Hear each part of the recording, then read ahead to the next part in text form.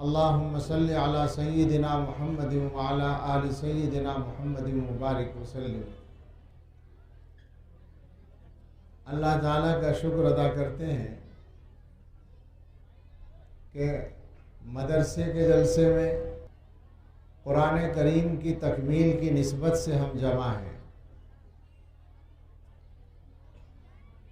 मेरा किस्सा अब कुछ इस तरह का है कि मदरसों के जलसों में या आम जलसों में शिरकत के लिए नाअहल होता जा रहा हूँ मुख्तलिफ असबाब से,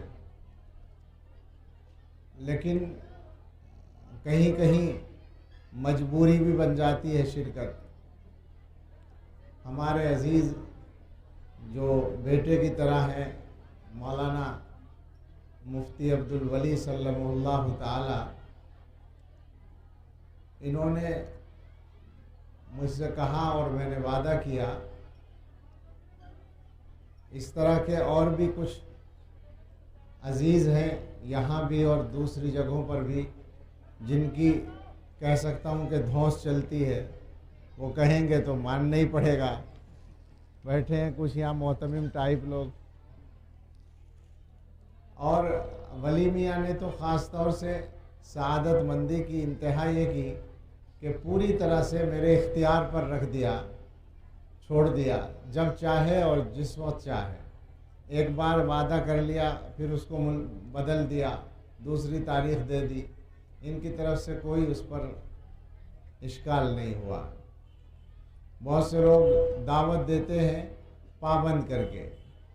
कल एक साहब आए थे मुझे दावत देने के लिए, बहुत दूर से आने का तकाजा तो बहरहाल था कि मैं कोशिश करूं। 1.5 घंटा मेहनत की उनको तारीख़ देने के लिए, बन नहीं सकी तरतीब, चूँकि 1 से लेके 10 तारीख़ तक फला महीने में चाहिए, उसमें नहीं बन रहा था हिसाब। खैर ये बातें तो इधर उधर की बेज़रूरत है।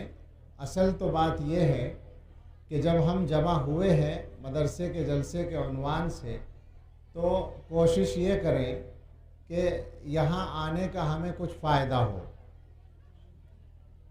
और वो फ़ायदा ये हो सकता है कि जो बात यहाँ कही जाए उसको समझ कर ले जाएं और ज़िंदगी में उतारने की कोशिश करें। हमें अगर हालात को ठीक करना है तो अपने आप को बदलना है। इसलिए अब 2-3 बातें गौर से सुन लें। हमारे सामने इस ज़माने में सबसे बड़े जो चैलेंज हैं, बहुत सारे हैं, और हर चैलेंज के लिए काम करने की ज़रूरत है। दुनिया की ताकतें अपने हिस्से का पूरा काम कर रही हैं। दुनिया के अंदर शैतान की नुमाइंदा ताकतें जो उनसे हो सकता है वो कर रही हैं, और उनसे बहुत कुछ हो सकता है। उनके पास वसाइल बहुत हैं, लिहाजा उन्होंने आपको मुसीबतों में मुब्तला करने का पूरा इंतज़ाम कर रखा है। उनकी तरफ से ये भी इंतज़ाम है कि गलती आपकी ना हो और आप मुजरिम बन जाएं। ये हो रहा है दुनिया के अंदर। लेकिन इन सारे चैलेंजों में जो सबसे ख़तरनाक और बड़ा चैलेंज है इस ज़माने के अंदर सामने आया हुआ, वो ईमान के लिए है। सारी दुनिया को पता है कि मुसलमान के पास जो सबसे कीमती चीज़ है उसका नाम ईमान है। अगर इस मुसलमान का ईमान छीनने में हम कामयाब हो जाएं, ईमान ख़त्म करने में कामयाब हो जाएं, तो हमारा मसला आसान है बिल्कुल। आप सोचें ज़रा, हमारे और उनके दरमियान फ़र्क क्या है सिवाय ईमान के? और कोई फ़र्क नहीं है। अब अगर हमारा ईमान चला जाए तो उनकी आबादी बढ़ जाएगी फ़ौरन, उनका मसला हल हो जाएगा, उनको आसानी हो जाएगी, उनका मकसद पूरा हो जाएगा। मकसद क्या है? जहन्नम में ले जाना। शैतान ने जो ऐलान किया था अपने मकसद का, मैं ज़्यादा से ज़्यादा बंदों को गुमराह करके जहन्नम में ले जाने की कोशिश करूँगा, वो मकसद पूरा हो जाएगा ये अगर इसमें कामयाब हो जाएं। और इस ज़माने में ये कोशिशें तो हमेशा रही हैं, मगर इस ज़माने में ज़्यादा तेज़ी के साथ वो कामयाब होने लगे हैं, इसलिए कि उनके रास्ते बहुत सारे हैं। सबसे बड़ा रास्ता जिससे सबसे ज़्यादा ख़तरा पैदा हुआ है वो तालीम का रास्ता है। जाहिर बात है कि तालीम हर इंसान की ज़रूरत है, और तालीम गाहें वो आपके पास नहीं है, उनके पास हैं। तालीम गाहें आपके हाथ में नहीं है, उनके हाथ में है ज़्यादातर। लिहाजा तालीम के रास्ते से ईमान जा रहा है। मुझे हर बात की पूरी तफसील करने का मौका नहीं है, न हिम्मत है, लेकिन कॉलेजों और यूनिवर्सिटियों में जाकर देख लो, और जाने की भी ज़रूरत नहीं, अब तो अपने घरों में देख लो। घरों के अंदर इल्हाद आ रहा है, बेदीनी आ रही है, इनकार मजहब आ रहा है, बच्चे वहाँ पढ़ने वाले एथिस्ट बन रहे हैं, ईमान से हाथ धो रहे हैं। ये हो रहा है, और ये पहले होता था ऐसे माहौल में जो बेदीन माहौल हो, अब दीनदारों के घरों में हो रहा है। सबसे ज़्यादा ख़तरनाक सूरत हाल है। इसी तरह का एक रास्ता, उनके पास ज़राए इब्लाग की ताकत है, आपको भी किसी ने पाबंदी नहीं लगाई, मगर बहरहाल कब्ज़ा उन्हीं का है, तो वो उसका इस्तेमाल करते हैं मुसलमानों के ईमान को कमज़ोर करने के लिए, उनके अकीदों को कमज़ोर करने के लिए बाकायदा मंसूबा बनाकर मेहनतें होती हैं। अकीदे ख़राब किए जाते हैं, ईमान के लिए शक पैदा किए जाते हैं, बाकायदा तशकीक का काम होता है, यानी ईमान के सिलसिले में शक डालने का दिलों के अंदर, ये मुस्तकिल हो रहा है और इसका नुकसान भी सामने आ रहा है। इसी तरह से ईमान जाने का एक रास्ता वो है जो मुख्तलिफ़ आबादियों में मुख्तलिफ़ जगहों पर सामने आता है। मैं उसकी तादाद के बारे में कोई बात नहीं करता, लेकिन आपके ज़िले के छोटे छोटे कस्बों में उन कस्बों वालों ने जो बताया है, एक एक साल में 25-25 लड़कियों के किस्से हो चुके हैं दूसरों के साथ जाने के। ये बात तो मालूम है ना। ये एक मुस्तकिल मसला है जो बना हुआ है और मुसलसल चल रहा है। ये ठीक है कि वो बच्चियां दिल से चाहे काफिर ना बनती हों, लेकिन अपने अमल से तो वो काफिर बन जाती हैं। कुफ्र पर राज़ी होने से तो आदमी काफिर बन जाता है, ईमान चला जाता है। तो ईमान के लिए जो ख़तरात खड़े हैं वो सबसे ज़्यादा मुश्किल है, और हमारी गफलत उसी तरह चल रही है। आज भी हमारे यहाँ ये बातें होती हैं कि साहब मदरसे में पढ़ाना है या स्कूल में पढ़ाना है। मैं लोगों से कहता हूँ कि ये ऐसा ही है जैसे कोई यूँ कहे कि बच्चे को खाना खिलाना है या स्कूल में पढ़ाना है। तो क्या कहेगा कोई आदमी कि भाई स्कूल में भी पढ़ाना है, लेकिन खाना तो पहले खिलाना पड़ेगा, खाना खाए बगैर वो स्कूल में पढ़ेगा कैसे। जिस तरीके से खाना खाना इंसान के जिस्म की ज़रूरत है, मदरसे में पढ़ाना उसके ईमान की और उसकी रूह की और उसके दिल की ज़रूरत है, उससे ज़्यादा बड़ी ज़रूरत है। तो ये क्या बात हुई कि मदरसे में पढ़ाना है या स्कूल में पढ़ाना है। भाई चाहे जहाँ पढ़ाओ, लेकिन ईमान बचाने का इंतज़ाम तो करना है। मगर मुसलमानों की गफलत वहीं खड़ी हुई है जहाँ थी शुरू में, हालात बदलने को तैयार नहीं है। एक बात, एक अजीब सूरत हाल और है जिसकी वजह से मुश्किलात पेश आती हैं, और वो हैं हमारे आपस के इख्तिलाफात। कैसे भी हालात आ जाएं, हम अपनी खासाबी और अपनी ऐंठ छोड़ने को तैयार नहीं हैं। अगर हमारी किसी आदमी से थोड़ी बहुत अनबन है तो वो बढ़ तो सकती है, कम नहीं हो सकती हमारी तरफ से। हालात इस तरह के हैं, ये बात जो है ना, इसका पानी बहुत ज़्यादा मरता है हर जगह, इसलिए इसको सुनने के बाद ज़रा लोग ज़्यादा कुछ परेशान से होते हैं कि क्या बात छेड़ दी। मगर मुझे बताइए कि ये बात ना करें तो क्या करें आखिर। अपने महल्लों में गौर करो, अपने रिश्तेदारों में गौर करो, अपने पड़ोसियों में गौर करो, क्या हो रहा है आखिर। कोई भी आदमी किसी का हक अदा करने को तैयार नहीं है ना। अच्छा, इख्तिलाफात जो हैं, वो जो अकीदे और मसलक के इख्तिलाफात होते हैं, वो तो बहुत दूर की बात हो गई। उसकी वजह से भी मसाइल ज़ाहिर पैदा होते हैं, मगर वो भी उसी लिए पैदा होते हैं कि लोगों के ज़ाती मफादात का मसला होता है। लेकिन ये जो ज़ाती इख्तिलाफात हैं, ये जो नाली का झगड़ा है, ये जो खेत की डौल का झगड़ा है, ये जो दो भाइयों के दरमियान घर की तकसीम का झगड़ा है, ये जो आपस के मामलात के झगड़े हैं, इनका हल कौन करेगा। इन्होंने तो तुम्हें मुसीबत में डाल रखा है। क्या आज भी ये नहीं हो रहा है कि आपके झगड़े होते हैं और आसानी के साथ आप अदालत में मुकदमा कर देते हैं? ये नहीं हो रहा है क्या? हम तो ये तक जान रहे हैं कि ज़ाती इख्तिलाफ होता है और अदालतों में मुकदमे उस तरह के जाते हैं जिनसे सारे मुसलमानों का नुकसान होता है। ज़ाती इख्तिलाफ की बुनियाद पर मेरे इल्म में बहुत से केस ऐसे हैं जो इस अंदाज से डाले गए हैं कि ये आदमी जो है ये मुल्क दुश्मन सरगर्मियों में लगा हुआ है, ज़ाती इख्तिलाफ की बुनियाद पर मुसलमानों की गर्दन पर छुरी चलाने का काम होता। हम करते हैं, कोई और नहीं करता। हमारे आपस के मामले का तो ये आलम है, बेहिसी का कहिए या दिल की शकावत का कहिए, सख्ती का कहिए, दिलों के फटने का कहिए। हालात ये हैं कि घर में इख्तिलाफ होता है, शादी के बाद लड़का लड़की जो उनके मामलात में कुछ बात होती है तो दोनों फरीक, लड़की वाले भी और लड़के वाले भी मैदान में इस तरह आते हैं जैसे कोई एक दूसरे की इस्लाम दुश्मन ताकतों से मुकाबला हो, और उसके बाद अदालतों में जा जाकर जो कुछ होता है वो आप मुझसे ज़्यादा जानते हैं। और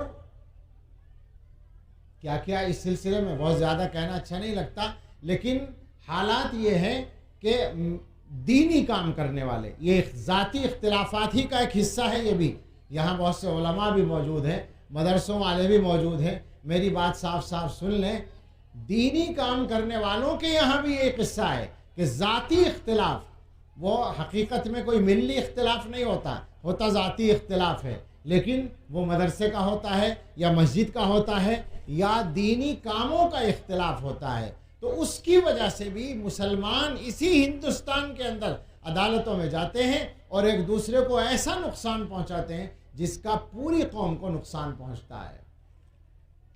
ये बात ज़रा सी मैं और वाज़ेह करना चाहता हूँ। दो मदरसे होते हैं, दो रिश्तेदार बनाते हैं, मगर जब मदरसा बना लिया तो अब आपस की रिश्तेदारी ख़त्म होता नहीं है साहब, इख्तिलाफ हो जाता है, झगड़ा हो जाता है। भाई क्यों? आखिर मदरसे को आपने क्या समझा है? मदरसा आपके घर की कोई दुकान नहीं है, मदरसा आपका ज़ाती काम नहीं है, तो अल्लाह के दीन का काम है। मदरसे के बारे में मैं एक वाक़या सुनाऊँ। लाहौर में हज़रत थानवी रहमतुल्लाह अलैह के एक मशहूर खलीफा गुज़रे हैं, हज़रत मौलाना मुफ्ती मोहम्मद हसन अमृतसरी रहमतुल्लाह अलैह। उनका मदरसा जामिया अशरफिया बड़े मदारिस में है, बड़े आदमी थे। उन्होंने मदरसा खोला, मदरसा चलने लगा। उसी इलाके में एक और बड़े आलिम थे दूसरे, उन्होंने भी मदरसा खोल लिया बिल्कुल उनके सामने। वो भी अच्छे आदमी थे और उनका वहाँ मदरसा खोलने में कोई गलत नियत हो ये नहीं हो सकता, लेकिन बहरहाल खोला उनके करीब। तो अब कुछ लोगों ने आकर मुफ्ती साहब से शिकायत की कि देखिए अजीब बात है, उन्होंने मदरसा खोल लिया हमारे करीबी, क्या ज़रूरत थी? तो मुफ्ती साहब ने फरमाया कि ये तो बहुत अच्छा हुआ भाई, ये तो बहुत अच्छा हुआ, उन्होंने हमारे ऊपर एहसान किया, हमारा काम आसान कर दिया। इस इलाके में दीन फैलाने का और दीनी तालीम का काम हमारे ज़िम्मे था, अब तकसीम हो गया, आधा वो करेंगे आधा हम करेंगे। बिल्कुल संजीदगी से, कोई मजाक नहीं था ये, बल्कि जो दिल की बात थी वो उन्होंने फरमाई। हमें तो ये तालीम दी गई है, लेकिन आज सूरत हाल कुछ और है। हालात ये हैं, मैं ये समझता हूँ, मैं उन लोगों में से हूँ जो बेज़रूरत मदरसे कायम करने को नाजायज़ कह देता हूँ, डरते डरते कहता हूँ, मुफ्ती नहीं हूँ मगर फतवा दे देता हूँ। लेकिन इसके बावजूद मुझे ये भी मालूम है कि बहुत सी जगहों पर ज़रूरत से आधे भी मदरसे नहीं हैं। बहुत सारे इलाके, हमारे इलाकों में भी ऐसे हैं कि जहाँ मज़ीद ज़रूरत है मदरसे कायम करने की। और मैं पूछूँ आपसे कि अगर सारे मुसलमान अपने बच्चों को दीनी तालीम दिलाना शुरू कर दें तो क्या ये मदरसे काफ़ी हो जाएंगे जो चल रहे हैं? सबको पढ़ाना पड़ेगा अपना काम, तो ज़रूरत से तो ये भी कम है। अब अगर ऐसे में हम काम करते हैं तो इसमें क्या परेशानी है? आप काम करें, हम काम करें और एक दूसरे का ताउन करें, असल तो ये है। और अगर ये नहीं कर सकते हो, कम से कम मुखालफत ना करें।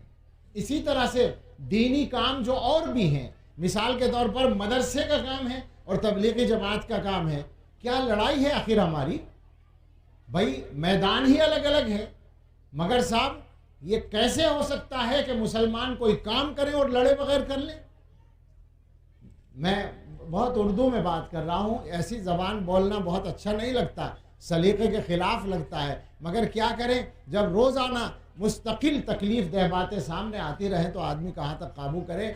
मुझे मालूम है कि ऐसे वाक़यात आसानी के साथ अब हो रहे हैं। मैं जगहों के नाम नहीं बताऊंगा, मुतय्यन करना मुनासिब नहीं, मगर मैं ज़ाती तौर पर जानता हूँ कि तबलीग का इख्तिलाफ है और मदरसे का इख्तिलाफ है, लिहाजा हमारे भाइयों ने जो खुद ये समझते हैं और दावा करते हैं कि वो दीन का काम कर रहे हैं, बल्कि वही दीन का काम कर रहे हैं, उन्होंने अदालतों में जाके मदरसे के खिलाफ मुल्क दुश्मन सरगर्मियों के इल्ज़ाम लगा दिए।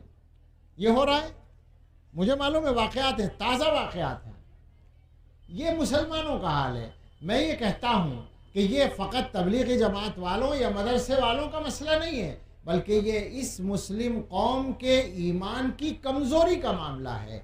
हम जिस हालत पर चल रहे हैं, जिस कमज़ोर हालत पर, उसमें यही सब होता है। वजह क्या है?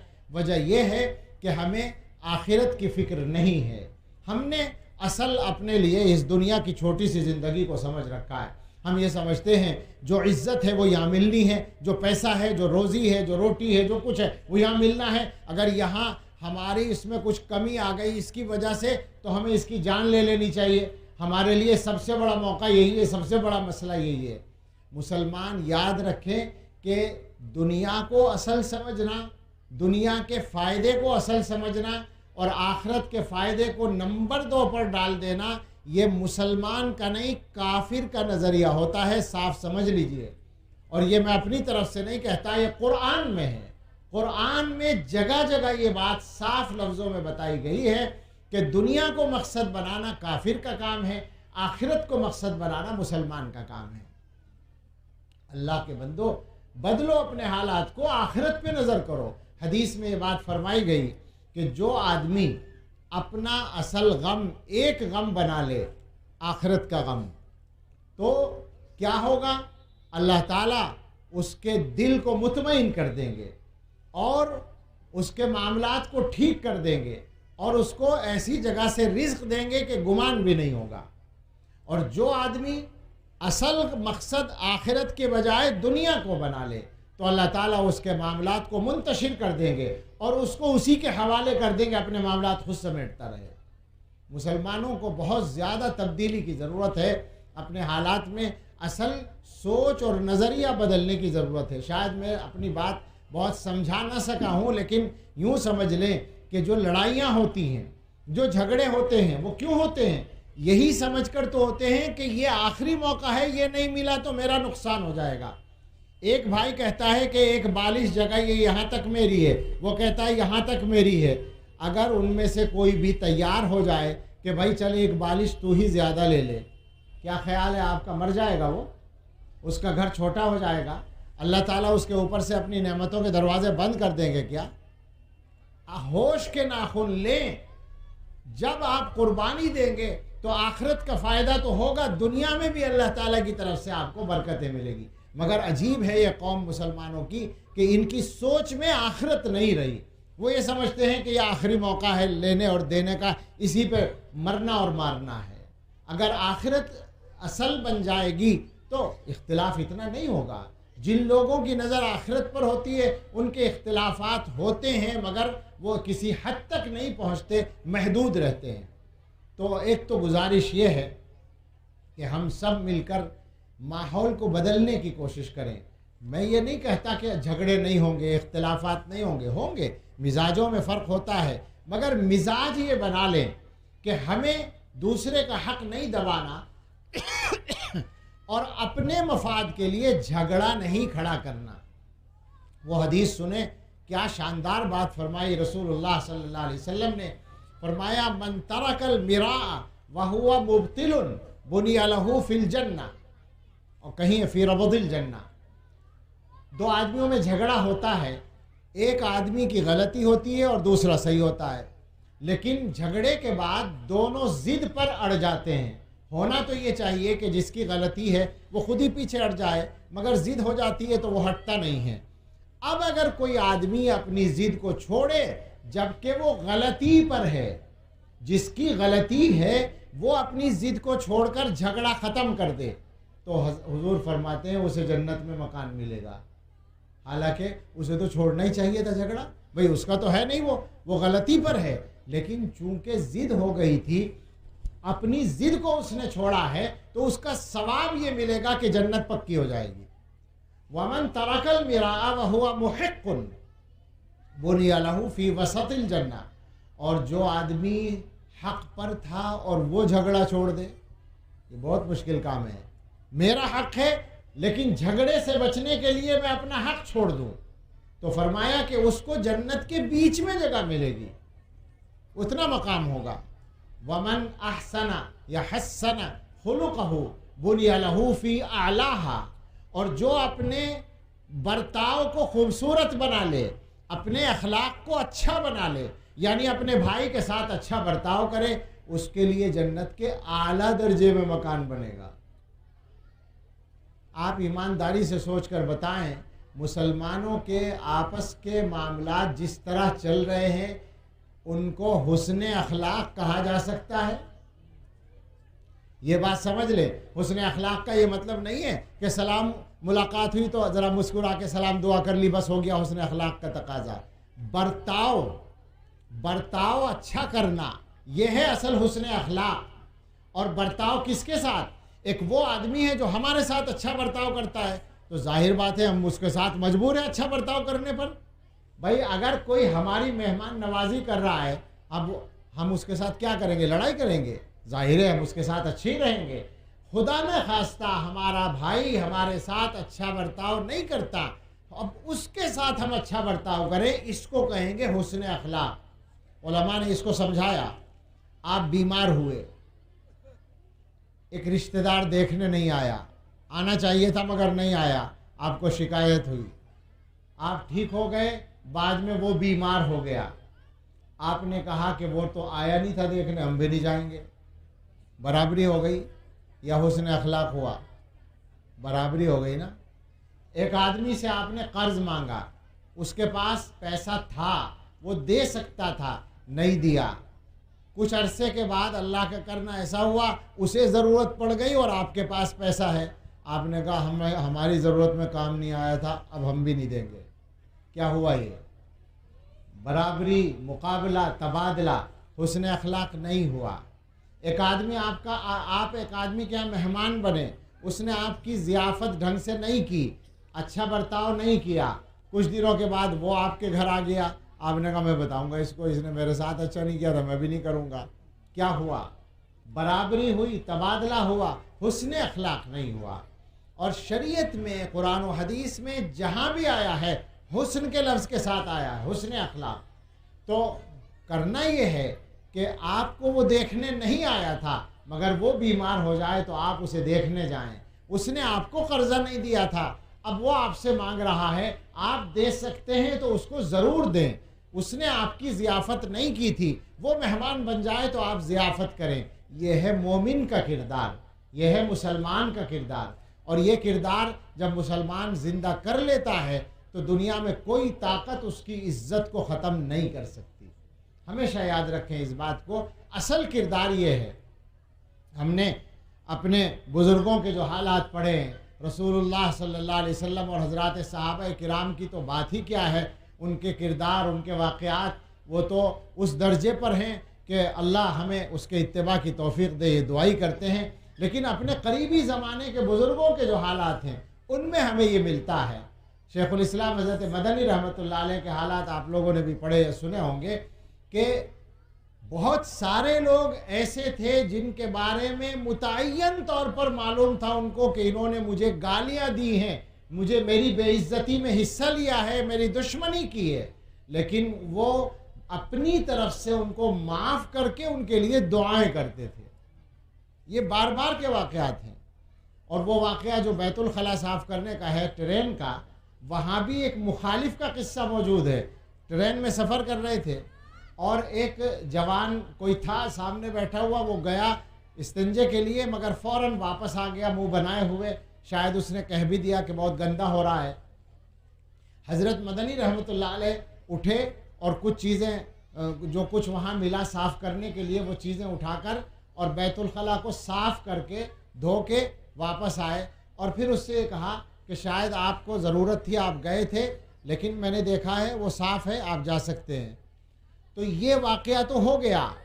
पता कैसे चला इस वाक़े का? पता इस तरह चला कि एक और सामने वाली सीट पर मुस्लिम लीग के एक लीडर बैठे हुए थे जो हज़रत मदनी रहमतुल्लाह अलैह को शक्ल से नहीं पहचानते थे, नाम वो जानते थे और नाम यूँ जानते थे कि उन्होंने खूब गालियाँ दे रखी थी, खूब मुखालफत कर रखी थी।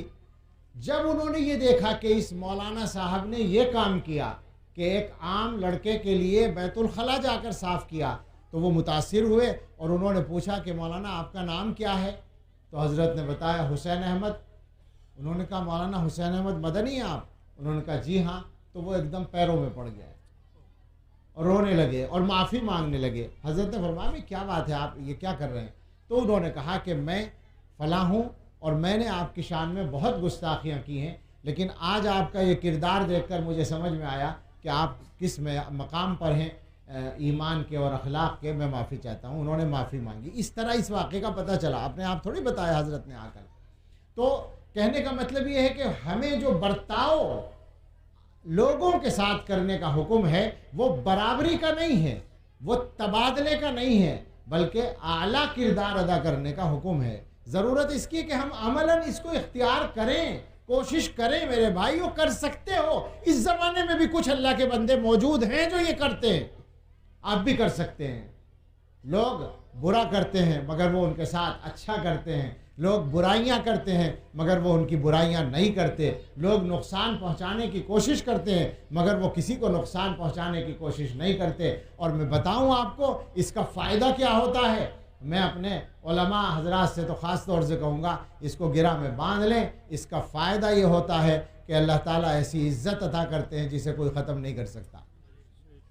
हम लोग परेशान रहते हैं खामखा, लेकिन इज़्ज़त हासिल करने का जो असल रास्ता है वो ये है।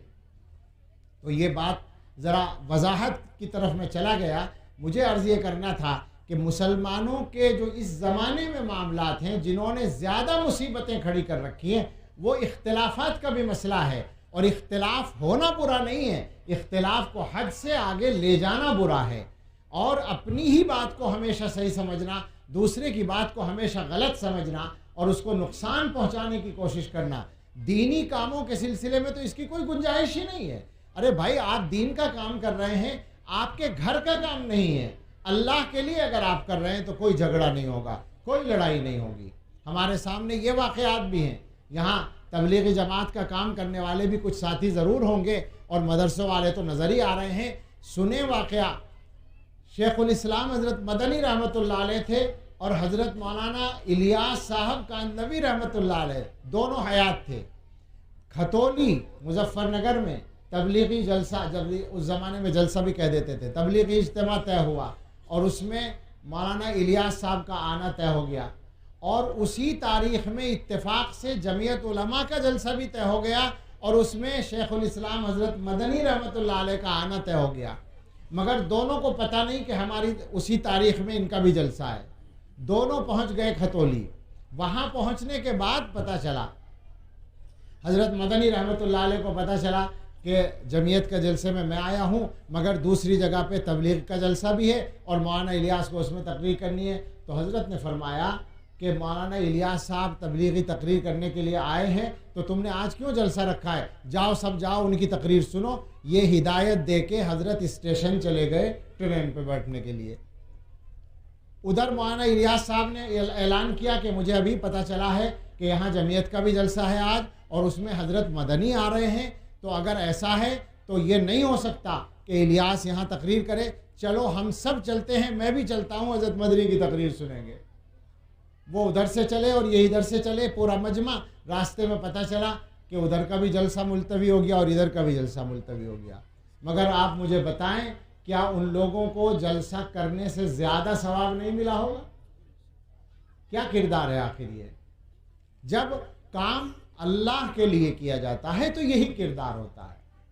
तो एक तो मुझे ये कहना था कि इन हालात को बदलने के लिए आपस के झगड़ों, अच्छा मेरी गुफ्तगू चली गई ज़्यादा अपने दीनी तबकात की तरफ, लेकिन मैं आप सबसे कहता हूँ, ये घरों के झगड़े ख़त्म करो अल्लाह के वास्ते। ये एक दूसरे के हक़ अदा करने का मिजाज बनाओ।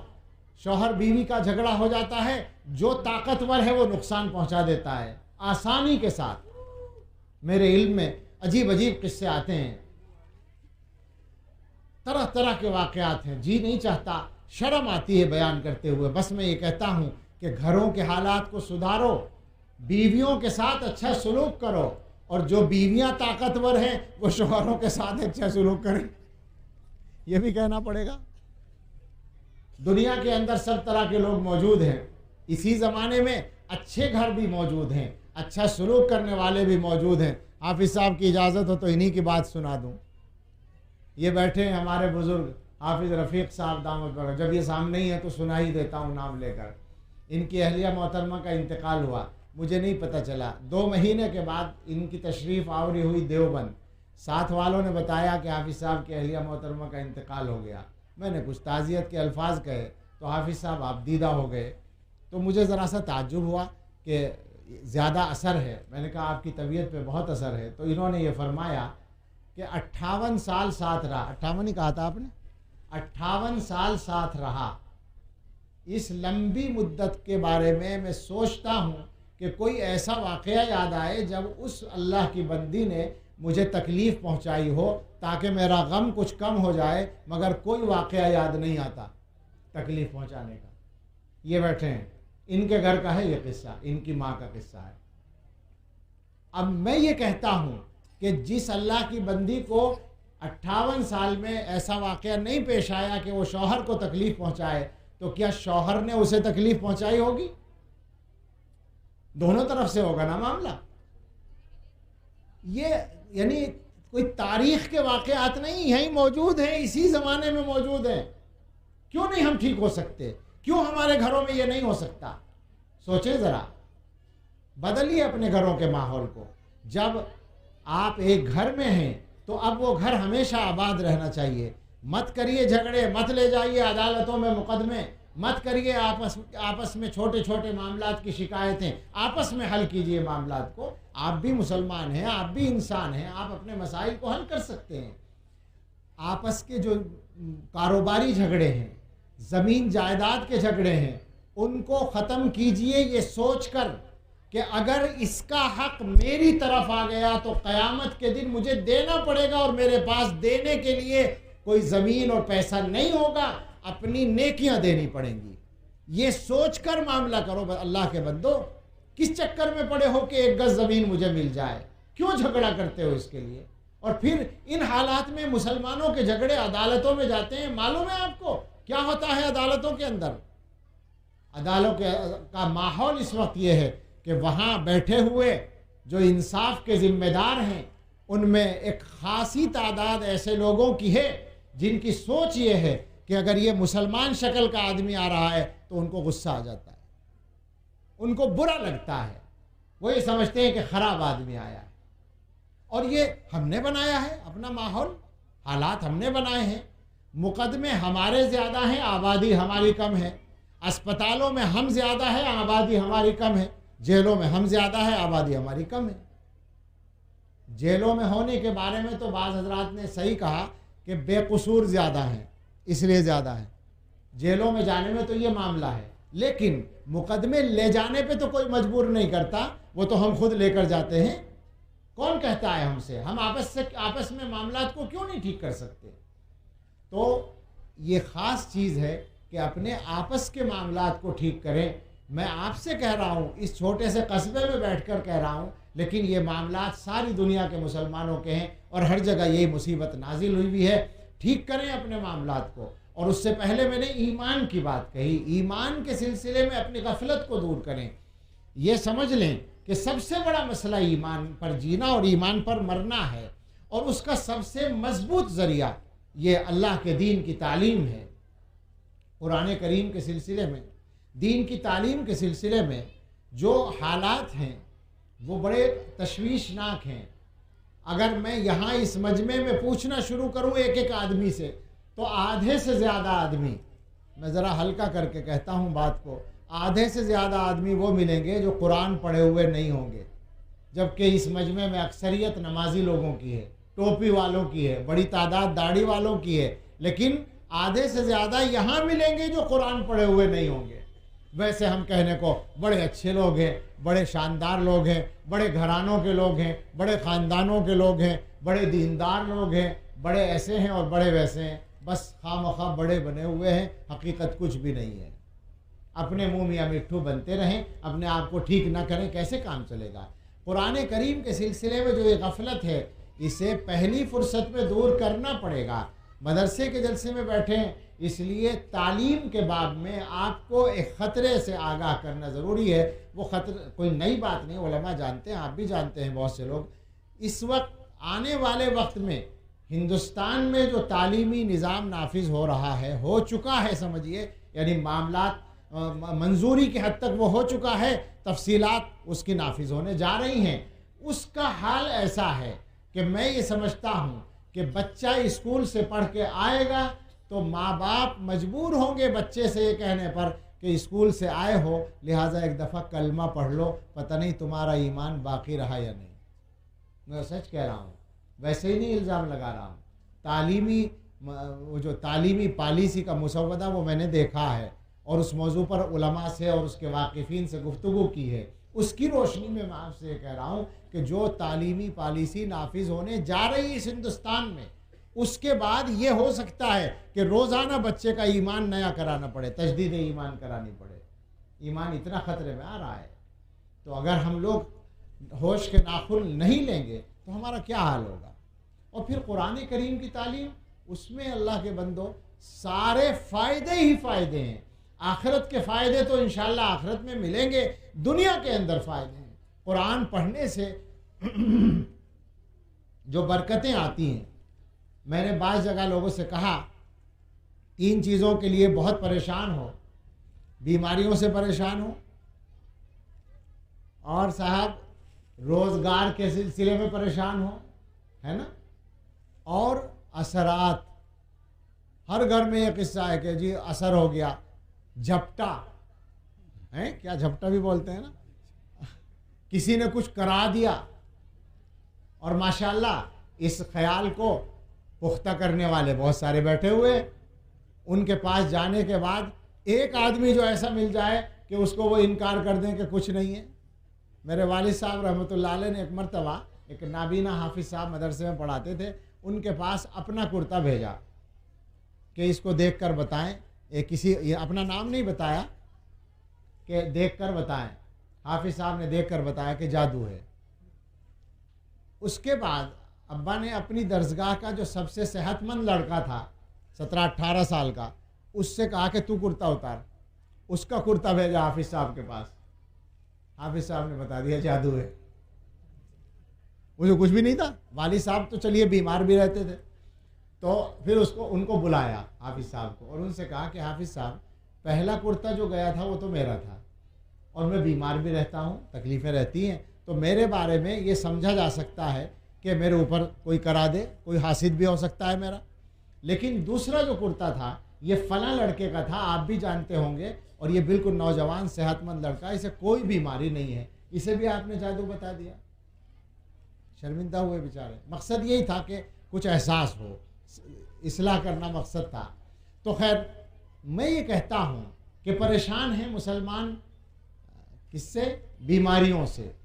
और बीमारियों का इलाज, एक तो ज़ाहिर इलाज करना ही चाहिए, डॉक्टरी या हकीमी इलाज जो इलाज है, उसके अलावा कुरान करीम की शक्ल में शिफा का नुस्खा घर में मौजूद है। मुझसे बाज़ लोग पूछते हैं बीमारी के लिए और मैं सूरह फातिहा बताता हूँ, तो कभी कभी सुनने वाले के चेहरे से लगता है कि उसने सोचा कि ये तो कोई ख़ास बात नहीं बताई, जैसे मायूस हो गया हो कि मुझे साहब को पता कुछ है नहीं, बस सूरह फातिहा बता दी।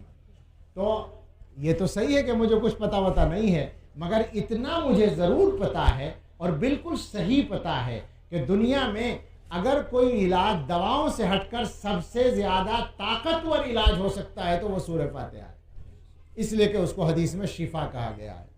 लेकिन मुसलमान कितने हैं जो सूरह फातिहा से फ़ायदा उठाते हों?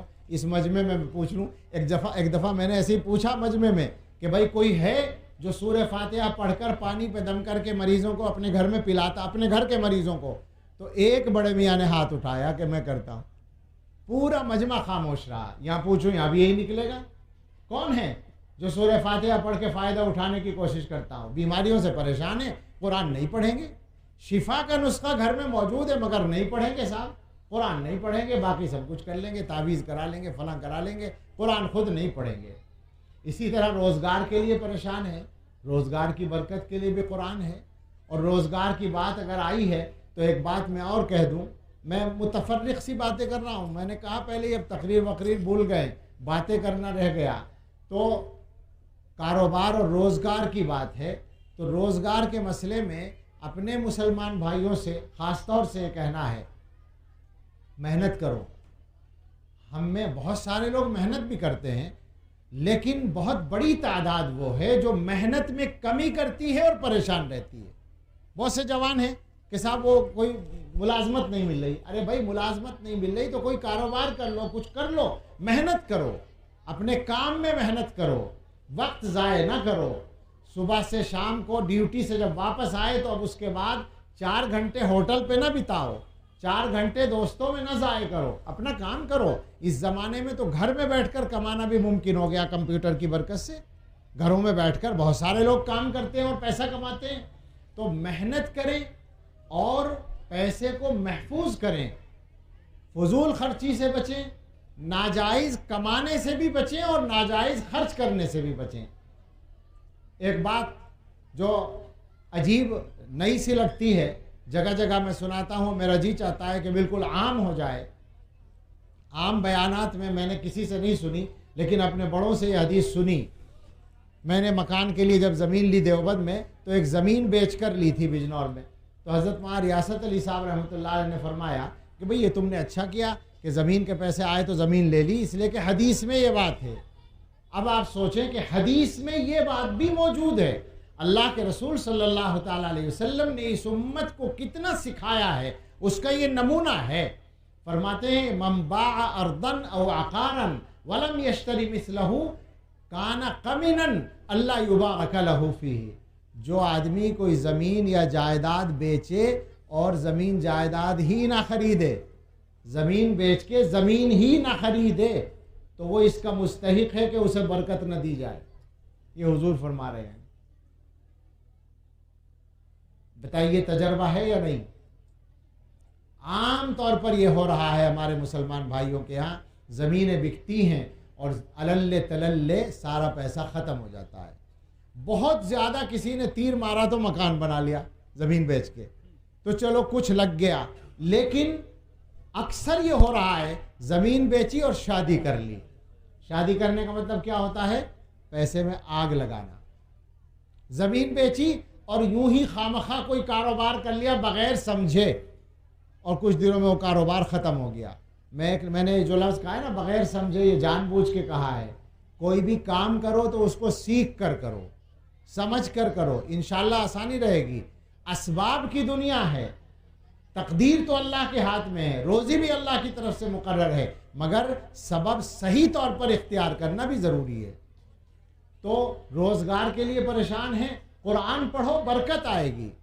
और असरात से परेशान है तो सुभान अल्लाह, असरात का तो सबसे शानदार इलाज कुरान है। जिस घर में कुरान की तिलावत होती है उस घर में जिन्नात भी परेशान नहीं करते और कोई असरात नहीं आते। मगर कितने मुसलमानों के घर हैं जिनमें अब कुरान की तिलावत होती हो।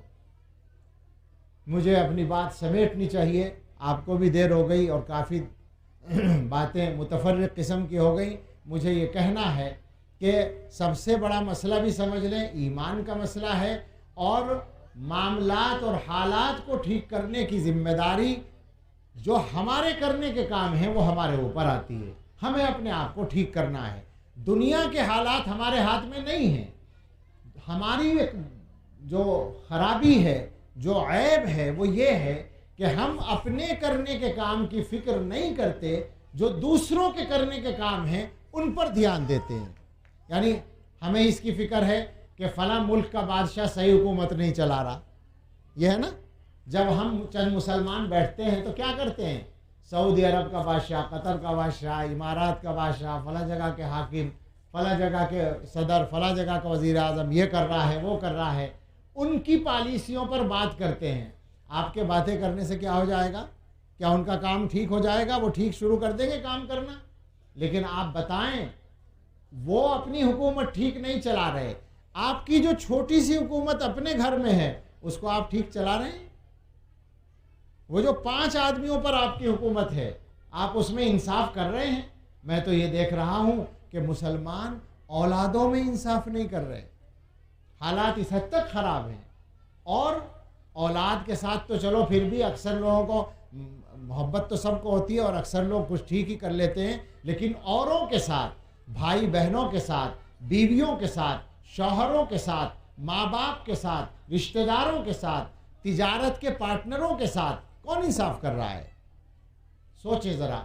दूसरों के इंसाफ की फिक्र है, जिनकी हुकूमत 5 करोड़ और 10 करोड़ और 20 करोड़ लोगों पर है, और 5 आदमियों की हुकूमत हमसे इंसाफ के साथ नहीं चलती, क्या होगा आखिर? तो कोशिश करें इस बात की कि अपने आप को ठीक करें, अपने हालात को बदलने की कोशिश करें, अपने बच्चों की फिक्र करें। बच्चों का मसला, बच्चे का जब हम लफ्ज़ बोलते हैं तो वो मुस्तकबिल के बड़े होते हैं, वो बच्चे कल को बड़े बनते हैं और वो हमारे भी जिम्मेदार बनते हैं। हम बूढ़े हो जाते हैं, हमारे बच्चे जवान और जिम्मेदार बन जाते हैं, उनके हाथ में हम चले जाते हैं। अगर उन बच्चों के सिलसिले में हम वक्त पर अपनी जिम्मेदारी पूरी नहीं करेंगे तो नुकसान हमें उठाना पड़ेगा। और सबसे बड़ा नुकसान जिसका ख़तरा इस ज़माने में पैदा हो गया वो ये है कि बच्चों का ईमान ख़तरे में डाला जा रहा है। आप सोचें ज़रा, जिन बच्चों के कांटा चुभना आपको गवारा नहीं होता, उन बच्चों का जहन्नम में जलना गवारा हो सकता है। लेकिन मुसलमान फ़िक्र करने को तैयार नहीं है। बदलना है बस अपने आप को। मेरी सारी बात का खुलासा है कि अपनी फ़िक्र करे और हर आदमी अपने बारे में सोचे। ये मैं बार बार कहा करता हूँ कि जब जलसों में तकरीर होती है तो लोग ये सोच कर सुनते हैं कि इन सब लोगों से कह रहा है ये बोलने वाला, मुझसे नहीं कह रहा है। मैं आपसे ये कहता हूँ कि हर आदमी ये सोचे कि मुझसे कहा है और किसी से नहीं कहा, मैं अकेला बैठा था, मैं अकेला मुखातब था, ताकि अपने आप को ठीक करने का कुछ जज्बा पैदा हो। हर आदमी यहाँ से यही गोया सबक लेकर जाए अल्लाह के वास्ते कि मुझे अपने आप को बदलना है। अगर मैं नमाजी नहीं हूँ तो आज से मुझे नमाज़ पढ़नी है। अगर मुझसे फ़लाँ गुनाह होता है, मैं झूठ बोल देता हूँ तो मुझे अपना झूठ छोड़ना है। अगर मुझसे काम चोरी होती है तो मुझे उसको छोड़ना है। अगर बीवी के साथ कोई बदअखलाक़ी मुझसे हो रही तो मुझे उससे तौबा करनी है। बच्चों की तालीम में कोई गफलत हो रही है, तरबियत में, तो मुझे उसको ठीक करना है। भाइयों, अपने हालात को ठीक कर लो, दुनिया के हालात को इंशाअल्लाह अल्लाह ताला खुद ही ठीक कर देंगे। दुनिया के हालात हमारे अपने आमाल का अक्स होते हैं, परतव होते हैं, और दुनिया में जो कुछ हमारे साथ होता है वो हकीकत में हम जो कुछ अल्लाह के साथ मामला करते हैं उसका अक्स होता है, उसका नतीजा होता है। हमारा अल्लाह के साथ जैसा मामला है, दुनिया वालों का हमारे साथ वैसा मामला होता है। हमारे हज़रत कहा करते हैं कि जो आदमी अल्लाह ताला से जितनी मोहब्बत करता है, अल्लाह के बंदे उससे उतनी ही मोहब्बत करते हैं। जो आदमी अल्लाह से जितना डरता है, अल्लाह के बंदे उससे उतना ही डरते हैं। जो आदमी अल्लाह की जितनी इबादत करता है, अल्लाह के बंदे उसकी उतनी ही खिदमत करते हैं। यानी बंदे का अल्लाह के साथ जो मामला है उसके मुताबिक बंदों का बंदे के साथ मामला होता है। तो अपने काम को ठीक कर लें, अपने मामलात को ठीक कर लें, दुनिया के हालात खुद ब खुद ठीक हो जाएंगे। अल्लाह हमें तौफीक दे। इस मौके पर हज़रत मौलाना, इनके नाना मोहतरम हज़रत मौलाना नसीम अहमद गाज़ी साहब रहमतुल्लाह अलैह को याद करना एक ज़रूरी बात और हक़ समझता हूँ। मैं भी, इन्होंने भी याद किया और उनके लिए दुआ करते हैं। वो मेरे भी बुज़ुर्ग थे। मेरे वालिद साहब रहमतुल्लाह अलैह से उनकी दोस्ती थी और वो हमारे घर, उनका हमारे बचपन में, मेरे वालिद साहब का इंतकाल बहुत पहले 1985 में हो गया था, मेरे ही बचपन में हो गया था। तो उस ज़माने में देखा हमने, मौलाना आया करते थे। तो इस एतबार से वालिद के दोस्त, वालिद के दर्जे में मेरे साथ उनकी शफ़क़त का भी मामला था। अल्लाह ताला उनके दर्जे बुलंद फरमाए। और ये जो मदरसा चल रहा है, अब्दुल वली और इनके वालिद साहब और भाई, ये सब लोग इसके लिए मेहनत कर रहे हैं। अल्लाह ताला इसमें आसानी अता फरमाए और उसूल के मुताबिक इखलास के साथ सही तौर पर काम करने की तौफ़ीक़ अता फरमाए। आमीन। व आखिर दावाना अनिल हम्दुलिल्लाहि रब्बिल आलमीन।